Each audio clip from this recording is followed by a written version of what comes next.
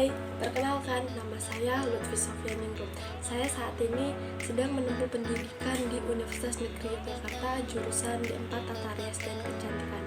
Di sini saya akan menceritakan sedikit tentang latar belakang hidup saya dan cita-cita saya.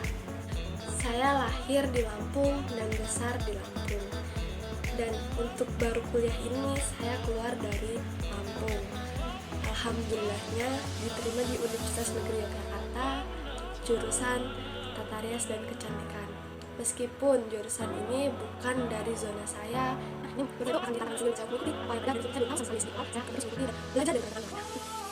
kenapa sih saya kekeh untuk mengambil jurusan ini dan karena apa?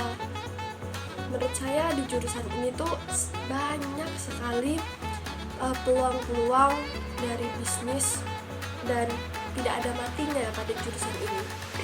Karena semakin lama, semakin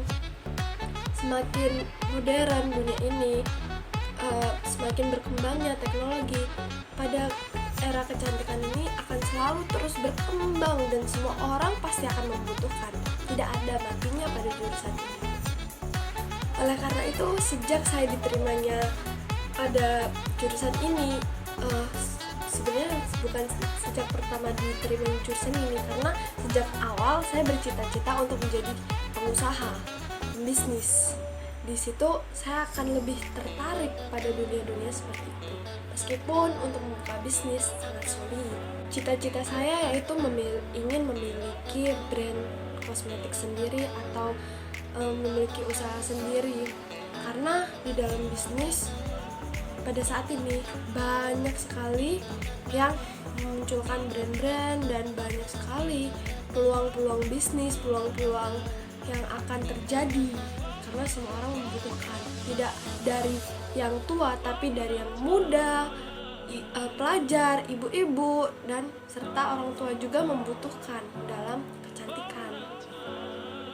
Sebelum memasuki dunia bisnis atau entrepreneur, terdapat nilai-nilai yang harus kita pelajari dan harus kita pegang sebagai seorang entrepreneur. Yang pertama yaitu resiko. Kita harus berani menanggung resiko, segala resiko yang ada. Karena dengan resiko-resiko itu akan membuat suatu brand kita atau bisnis kita semakin kuat. Yang kedua yaitu mandiri. Mandiri dalam arti kita harus bisa memahami dan bisa bekerja sendiri meskipun kita membutuhkan karyawan atau bantuan lain. Setidaknya kita harus bisa memahami apa yang dibutuhkan dalam suatu brand kita dan harus gercep atau gerak. Selanjutnya itu ada kreatif. Kenapa sih kita harus kreatif? Karena ide-ide tersebut akan muncul dengan sendirinya dan dengan itu kita akan memunculkan suatu brand-brand terbaru.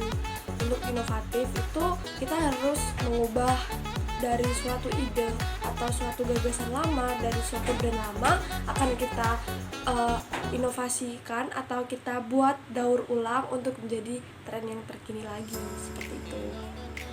Dan untuk nilai-nilai wirausaha yang lainnya itu ada berorientasi pada tindakan, jujur, disiplin, tanggung jawab, kerja keras, serta motivasi yang kuat. Dengan itu kita akan yakin akan bisa untuk menghadapi semua tantangan yang ada. Tidak lupa untuk selalu menganalisis SWOT atau SWOT. Sebelum membuat suatu brand atau suatu bisnis, kita sebelumnya harus mempunyai analisis yang kuat terhadap suatu brand-brand kita atau usaha kita yang ada. Karena kalau tidak kita analisis SWOT, kita tidak ada yang tahu apa aja sih kelemahan dari brand kita, kelebihan, apa yang akan terjadi, resiko-resiko itu.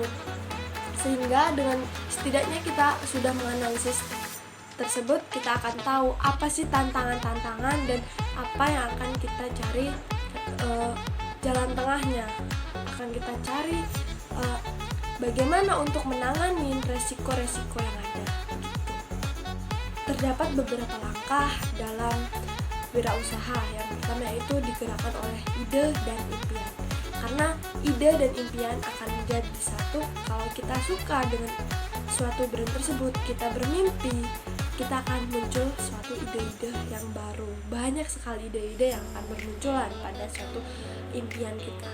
Yang kedua yaitu mengandalkan kreativitas dan inovasi. Kedua hal tersebut tidak bisa dihilangkan karena kreativitas dan inovasi tersebut akan membuat kita semakin membaik, brand-brand kita atau produk-produk kita akan semakin meningkat. Yang ketiga yaitu berani dan percaya pada hoki. Kita harus berani percaya pada hoki karena kita yakin nih kalau kita akan mempunyai keberuntungan yang lainnya. Meskipun kita akan terdapat resiko dan kegagalan, tapi kita harus percaya adanya hoki.